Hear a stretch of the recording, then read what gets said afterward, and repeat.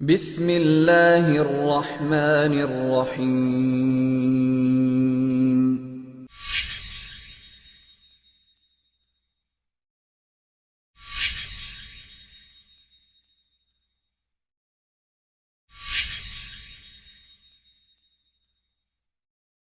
الحمدللہ وحدہ لا شریک لہ والصلاة والسلام علی من لا نبی بعدہ، اما بعد فاعوذ باللہ من الشیطان الرجیم، بسم اللہ الرحمن الرحیم۔ انا اعطیناک الکوثر فصل لربک وانحر ان شانئک هو الابتر۔ اللہم صلی علی محمد وعلی آل محمد کما صلیت علی ابراہیم وعلی آل ابراہیم انک حمید مجید۔ اللہم بارک علی محمد وعلی آل محمد کما بارکت علی ابراہیم وعلی آل ابراہیم انک حمید مجید۔ سورۃ الکوثر میں اللہ رب العزت نے ہمیں نماز کا حکم بھی دیا ہے اور قربانی کا حکم بھی دیا ہے۔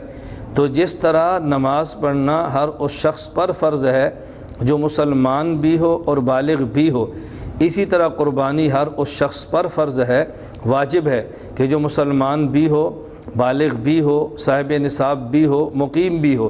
تو جس طرح نماز کی شرائط پائی جائیں تو ہر مسلمان پر نماز الگ الگ پڑھنی لازم ہے، اسی طرح جب شرائط موجود ہوں ہر صاحب نصاب پر قربانی الگ الگ واجب ہے۔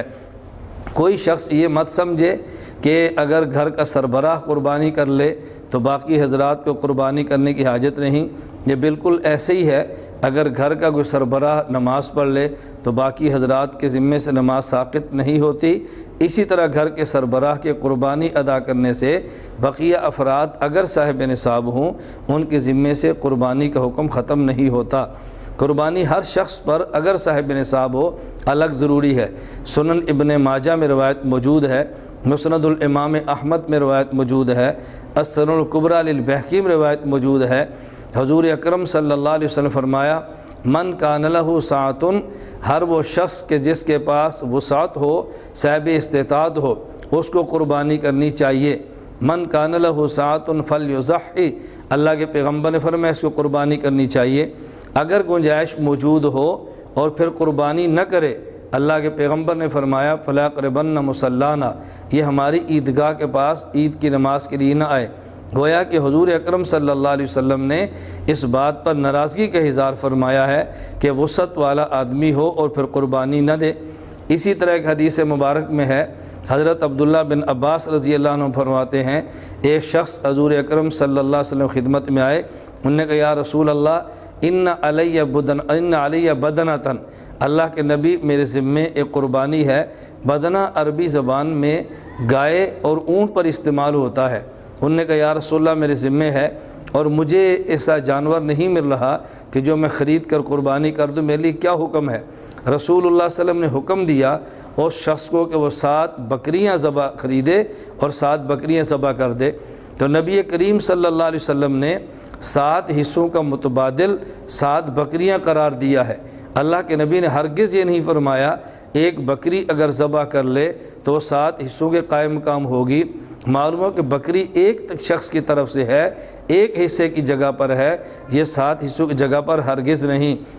اور حدیث مبارک میں عبداللہ بن عمر سے موجود ہے، فرمایا الشاۃ عن واحد، کہ بکری ایک شخص کی طرف سے ہے، یہ زیادہ حضرات کی طرف سے نہیں ہو سکتی۔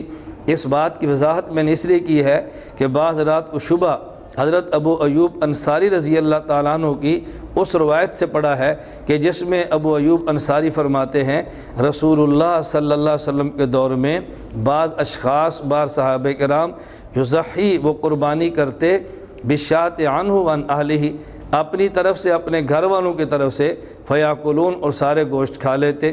اس سے بعض کو شبہ پڑا کہ شاید ایک شخص کی قربانی پورے گھر کی طرف سے کافی ہے، سربراہ اگر بکری یا دمبا ذبح کر دے تو باقی تمام کی طرف سے ادا ہو جاتی ہے۔ اس کا ہرگز یہ مطلب نہیں، مطلب اس کا یہ ہے اگر ایک شخص کو قربانی دے اور وہ قربانی نفل ہو، اس کے اندر دوسروں کو اجر اور ثواب میں شریک کرنا چاہے تو کر سکتا ہے، جس طرح نبی کریم صلی اللہ علیہ وسلم فرمایا اللہم ھذا عنی وَأَمَّا لَمْ يُزَحِّ مِنْ أُمَّتِي، اے اللہ یہ قربانی میری طرف سے اور میری امت میں سے جو قربانی نہ کر سکے ان کی طرف سے ہے۔ اب حضور اکرم صلی اللہ علیہ وسلم کی حدیث کا ہرگز یہ مطلب نہیں کہ اللہ کے پیغمبر نے قربانی کر لی اور یہ پوری امت کی طرف سے کافی ہے، بلکہ اس کا مطلب یہ ہے کہ جو شخص قربانی نہیں کر سکتا اس کو قربانی کا اجر خود رسول اللہ صلی اللہ علیہ وسلم نے قربانی کر کے اپنے اجر اور ثواب میں شریک فرما لیا ہے۔ اس لیے گھر کے سربراہ کی طرف سے قربانی کرنا یہ ہرگز کافی نہیں، اگر اور اشخاص صاحب نصاب ہو تو ان پر بھی قربانی کرنا الگ سے ضروری ہے۔ اللہ رب العزت ہمیں یہ بات سمجھنے کی توفیق عطا فرمائے۔ وآخر دعوانا ان الحمد للہ رب العالمین۔